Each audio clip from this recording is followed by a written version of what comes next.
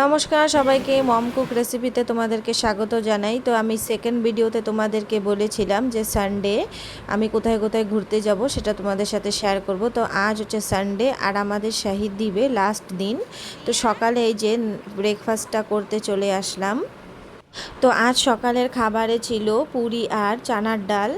চানার ডালে আর পুরিতে দুটোটাই চিনি দিয়েছে। আমরা কিন্তু আন্দামানের লোকরা কোনো তরকারিতে বা যাতেই হোক মিষ্টি আমরা খাই না। মিষ্টি দেওয়ার কারণে না সকালের খাবারটা তো ভালো লাগেনি। তো ঠিক আছে, খাওয়ার কাজ খেয়ে নিয়েছি। তারপরে একটু হোটেলে আমরা একটু ফটোশ্যুট করালাম।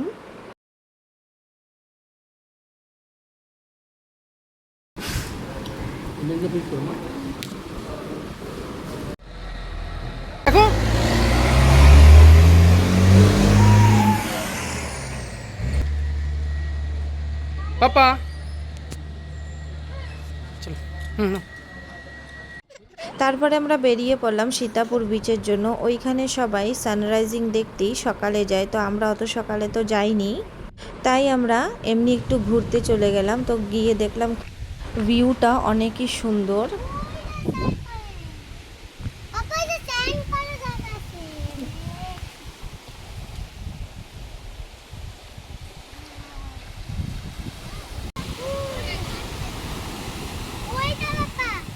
তোমাদেরকে একটা জিনিস দেখাচ্ছি যা আমি প্রথমবার দেখছি। এই দেখুন, এই নারকেল গাছটা কিন্তু দুটো নারকেল গাছ একসঙ্গে দেখতে, মানে বলতে গেলে জুড়ুয়া আর কি। তারপরে আমরা ভরতপুর বিচে চলে আসলাম। এখানে এসে একটু কেনাকাটি করলাম, পার্সগুলো খুবই ভালো লাগছিল।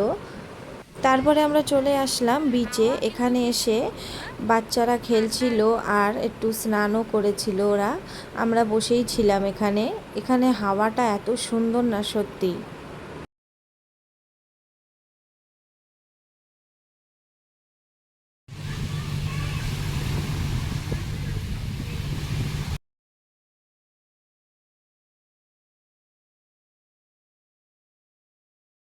বাচ্চারা অনেক জিদ করছিল কি সাগরে গিয়ে স্নান করব। তো আজ ওদের যাওয়ার আগে একটু স্নান করিয়ে নিয়ে গেলাম।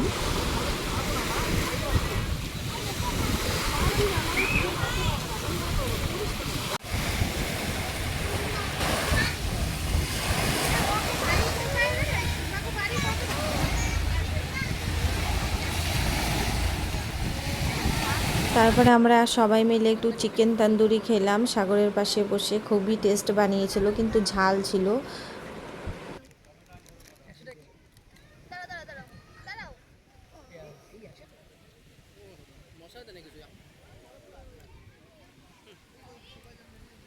আমরা না এখানে একটা অবধি ছিলাম, তারপরে আমরা লাঞ্চ করলাম। আজ লাঞ্চে করেছি বিরিয়ানি।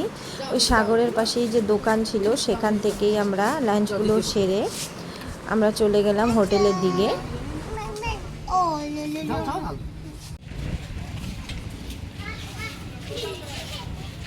তো হোটেলে এসে আমরা সব কিছু প্যাক করে নিলাম। আমাদের যাওয়ার সময়ও হয়ে গেছে, 3:30টায় বোট ছিল। তো আমরা বেরিয়ে পড়লাম, আমাদের গাড়িও চলে আসছে নেওয়ার জন্য। তো আমরা চলে গেলাম জেটিতে।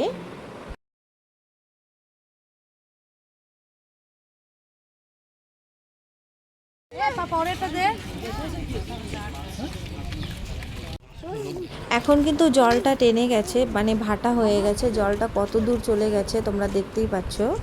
তারপরে আমাদের বোটও চলে আসছে। 2 ঘন্টা পর আমরা পোর্ট ব্লেয়ার চলে আসছি। এই যে পোর্ট ব্লেয়ার পৌঁছে গেছি, 5টা প্রায় বাজে। তো শাহিদ দ্বীপের ট্যুরটা তোমাদের কাছে কেমন লেগেছে অবশ্যই কমেন্ট করে জানাবে। আবার যদি কখনো ঘুরতে যাই অবশ্যই তোমাদের সাথে ভিডিও শেয়ার করব, তার জন্য একটা সাবস্ক্রাইব লাইক করবেন।